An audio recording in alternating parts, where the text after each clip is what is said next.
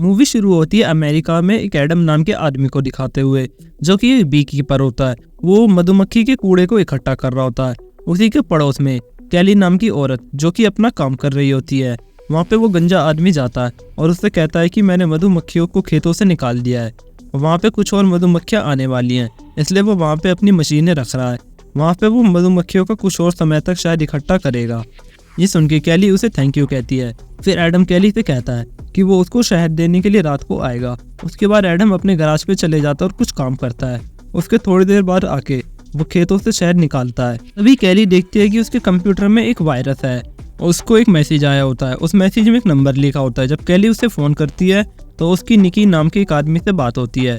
वो उसको बताती है कि वो इतना सब कुछ नहीं जानती, इसलिए क्या वो उसकी मदद कर सकता है। निकी उसे बताता है कि ये वायरस बहुत ज़्यादा खतरनाक है और इससे उसका पूरा डेटा भी जा सकता है। लेकिन निकी कहता है कि मैं तुम्हारी मदद ज़रूर करूँगा। में एक रिमोट कंट्रोल सॉफ्टवेयर डाउनलोड करवाता है। अब यहाँ पे निकी सभी को फिशिंग करना सिखाता है। वो देखते हैं कि उसके अकाउंट में $20 लाख है। उसके बाद निकी उसे $50,000 भेजता है और वो कैली से कहता है कि वो उससे गलती से चले गए, क्या वो उसे वापस कर सकती है। निकी उसे बहुत ज़्यादा रिक्वेस्ट करता है। उसके बाद कैली जब ट्रांसफ़र करने के लिए अपना पासवर्ड डालती है तो रिमोट कंट्रोल सॉफ्टवेयर की वजह से उसका लैपटॉप हैक हो जाता है और उसका कंप्यूटर फिर बंद हो जाता है और जितने भी कैली के $20 लाख थे वो सब निकी के अकाउंट में चले जाते हैं। जब कैली अपना अकाउंट चेक करती है तो वो देखती है कि उसके बैंक में अब एक भी पैसे नहीं है। ये देख के कैली बहुत ज़्यादा टेंशन में आ जाती है। उसके कुछ समय बाद जब एडम रात को कैली को शहद देने आता है तो वो देखता है कि घर में कुछ गड़बड़ है, इसलिए वो अपना चाकू लेके आगे बढ़ता है। तभी वहाँ पे एमा उसे पकड़ लेती है।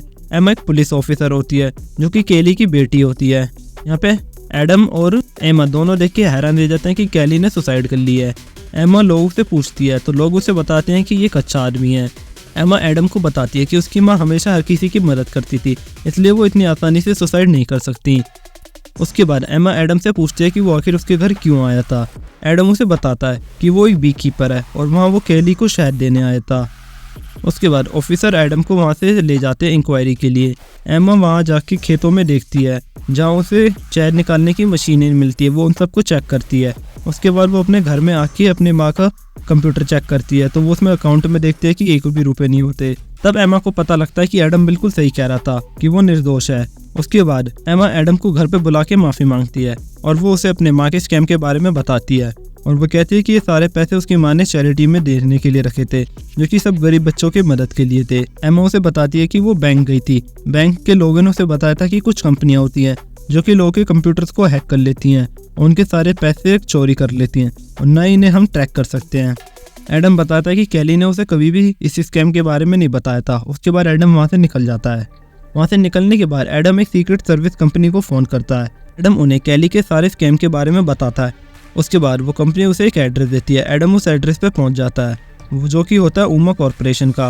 वहाँ पे वो काम करने के बहाने जाता है जहाँ पे गार्ड उसे रोकते हैं, लेकिन वो सभी गार्ड्स को मार के अंदर घुस जाता है।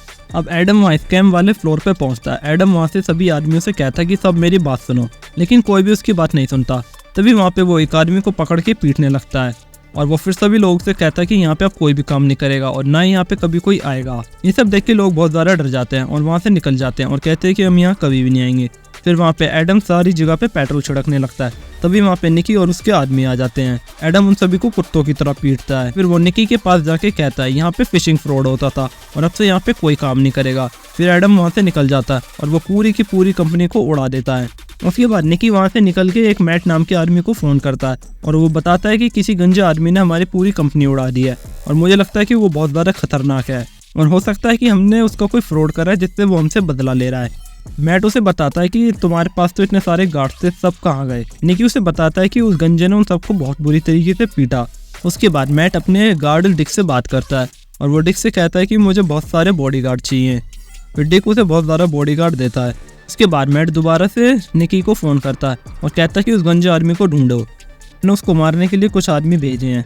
फिर एमा और उसका पार्टनर रोन उस ब्लास्ट कंपनी वाले सीन पे पहुंचते हैं। रोन उसे बताता है कि ये कंपनी स्कैम करती थी और ये पूरी कंपनी को उड़ाने वाला सिर्फ एक ही आदमी है।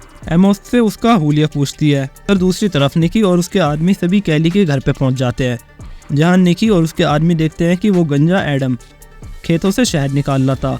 तभी वहाँ निकी और उसके आदमी गोलियां चलाने लगते हैं और वहाँ वो पूरे एडम की शहद निकालने वाली मशीन को तबाह कर देते हैं। उसके बाद निकी और उसके आदमी उसके गराज पे पहुँच जाते हैं। तभी वहाँ पे एडम वहाँ आता है और सबको कुत्तों की तरह बहुत बुरा पीटता है। तब देख के निकी बहुत ज़्यादा डर जाता है। फिर एडम उस निकी की उंगलियां काट लेता है, लेकिन तभी वहाँ पे एमा आ जाती है और एमा देखते है कि उसका गराज पूरी तरीके से ख़त्म हो चुका है। वहाँ से निकी किसी तरीके से बच के निकल जाता है। उसके बाद निकी एक ब्रिज पे पहुँच के मैट को फ़ोन करता है। तभी वहाँ एडम पहुँच जाता है और वो निकी को गाड़ी से बांध के वहाँ ब्रिज से गिरा देता है। उसके बाद एडम उस मैट से बात करता है और वो कहता है तू जो भी है मैं तुझे कुत्ते की मौत मारूंगा। उसके बाद मैट उसे कहता है कि तू मुझे जानता नहीं है मैं कौन हूँ। उसके बाद मैट डिक के पास जाता है और बताता है कि उस गंजे आदमी ने हमारे सारे आदमियों को अकेले मार दिया। डिक उसे बताता है कि मैंने कई साल तक FBI में काम करा है और मैंने ऐसा सिर्फ होते हुए फिल्मों में देखा है। अगर वो अकेला सच में हमारे आदमियों को मार रहा है तो वो बहुत ज़्यादा खतरनाक है। इसलिए डिक मैट की मॉम डैनी को फ़ोन करता है। डैनी उसे बताती है कि मैंने तुम्हें अपने बेटे की सुरक्षा के लिए रखा है, इसलिए सारा मसला तुम ही संभालोगे। फिर डिक CIA ऑफिस में फ़ोन लगाता है। वहाँ उसकी एक ऑफिसर केट से बात होती है। डिक उससे कहता है कि मुझे तुम्हारा सबसे अच्छा बाउंटी हंटर किलर चाहिए। वहाँ दूसरी तरफ एमा को निकी की बॉडी मिल जाती है।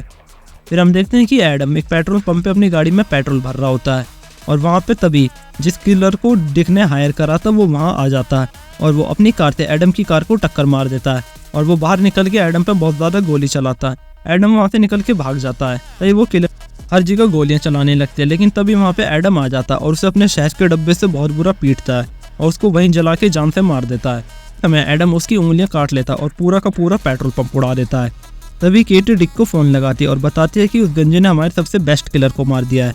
तभी एमा और रॉन दोनों उस पेट्रोल पंप वाले सीन पर पहुँच जाते हैं। वहाँ पे एमा को एक मशीन गन दिखती है जो कि वो देख के रॉन से कहती है ये सब कुछ नॉर्मल नहीं है, इसलिए हमें अपने सीनियर से बात करनी चाहिए।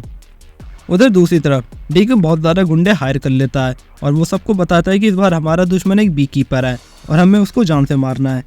तभी हम देखते हैं कि एडम एक फैक्ट्री में घुसता है जहाँ पे वो उन कटी हुई उंगलियों का इस्तेमाल करके लॉक खोलता है और वो उमा कॉरपोरेशन के सारे कनेक्शन को ढूंढ के उसे पता लगता है कि वहाँ पे 9 स्टार हेड ऑफिस है जहाँ पे वो उसका पता लगा लेता है।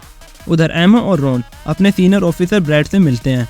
एमा उसे बताती है कि एक आदमी है जिसने पूरी कंपनी को उड़ा दिया और वो सभी को बहुत बुरी तरीके से मार रहा है और अब वो उमा कंपनी जैसे ही और कंपनियों के पीछे पड़ा है, इसलिए हमें उसे रोकना होगा। इसलिए हमें उसे रोकने के लिए कुछ और आदमियाँ चाहिए।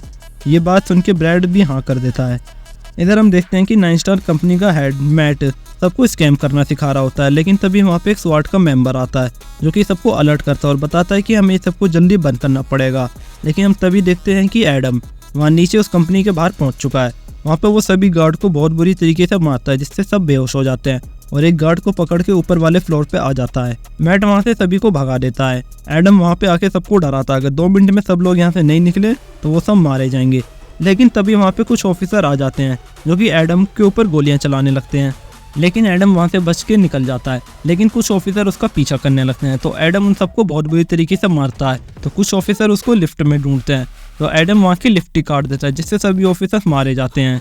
तभी एडम मैड को पकड़ लेता है, उससे पूछता है कि तेरा सारा पैसा कहाँ है और तू किसके लिए काम करता है। मैड उसे कुछ नहीं बताता। एडम उसे बहुत बुरी तरीके से पीटता है और कैली की फोटो दिखाता और कहता है कि तूने इसका भी स्कैम किया है, इसके बारे में सब कुछ पता, नहीं तो तू सबसे पहले मरेगा। फिर एडम उसे कंप्यूटर में मैट की फोटो दिखाता है, लेकिन तभी वहाँ पे एमा और रॉन आ जाते हैं। एडम उसे बताता है इन्हीं लोगों की वजह से तुम्हारी माँ ने आत्महत्या करी है। इतना कह के एडम वहाँ से भाग जाता है, लेकिन रॉन उसका पीछा करता है, लेकिन एडम रॉन को बिना मारे वहाँ से निकल जाता है। तभी एमा कंप्यूटर में मैट की फोटो देखती है और वो ये देख के बहुत ज़्यादा हैरान रह जाती है क्योंकि मैट अमेरिका के प्रेसिडेंट डेनी का बेटा होता है। अब एमा और रॉन दोनों जान गए थे कि ये सारी कंपनियां स्कैम वाली कोई और नहीं बल्कि मैट चला रहा है, इसलिए उसे पता था कि अब एडम किसी और के पीछे नहीं बल्कि मैट के पीछे आएगा। इसलिए एमा और रॉन दोनों मिलकर व्हाइट हाउस की सिक्योरिटी ज्वाइन कर लेते हैं मैट को बचाने के लिए। वहाँ डिक भी एक अच्छे से सीरियल किलर को हायर कर लेता है जिसका नाम होता है टॉम। तभी हम देखते हैं कि एडम एक गटर से निकलकर एक ट्रक के नीचे लटक जाता है। तभी कुछ ऑफिसर उस ट्रक को चेक करने के लिए आते हैं नीचे, लेकिन एडम उसका काम खत्म वहीं कर देता है। उसके बाद एडम उस ऑफिसर के कपड़े पहन के व्हाइट हाउस के अंदर घुसता है और वो एक कार के नीचे बॉम्ब लगा देता है। उसके बाद एडम दोबारा से सूट पहन के अंदर एक पार्टी में घुसता है, लेकिन तभी वहाँ पे उसे एमा देख लेती है। फिर सभी ऑफिसर और टॉम उसको पकड़ने के लिए आते हैं। यहाँ पे डैनी को भी पता लग जाता है कि उसका बेटा एक स्कैम कंपनी चलाता है। एडम वहाँ पे जिस कार में उसने बम लगाया होता है वो उस कार को ब्लास्ट कर देता है, जिस वजह से सभी ऑफिसर्स मारे जाते हैं। फिर एडम सभी को कुत्तों की तरह मारते हुए सीधे व्हाइट हाउस में घुसता है, जहाँ पे उसकी अब मुलाकात टॉम से होती है। फिर इन दोनों के बीच में बहुत अच्छी फाइट होती है, जिस फाइट में एडम जीत जाता है। उसके बाद उसके सामने डिक आ जाता है, जहाँ वो उस डिक का हाथ तोड़ देता है। ये सब देख के मैट बहुत ज़्यादा डर जाता है और वो अपनी गन निकाल के ऑफिसर ब्रैड को जान से मार देता है। फिर वो अपने आप को बचाने के लिए अपनी माँ को पकड़ लेता है और वो एडम को धमकी देता है कि अगर तुम आ गया है तो मैं इसको मार दूंगा। तभी वहाँ पे एमा और रॉन आ जाते हैं। एडम ये देख के मैट को तुरंत गोली मार देता है। एडम वहाँ से भाग रहा होता है खिड़की से निकल के, लेकिन तभी एमा उसे वहाँ पे पकड़ लेती है, लेकिन एमा उसे छोड़ देती है। फिर सभी ऑफिसर एडम का पीछा कर रहे होते हैं, लेकिन एडम पानी के सहारे निकल के बच के भाग जाता है। तो दोस्तों यही कहानी यहीं पे खत्म होती है। अगर आपको वीडियो पसंद आई तो लाइक सब्सक्राइब करना बिल्कुल ना भूलें। मिलता हूँ मैं आपसे एक और अगली वीडियो में। Thanks for watching.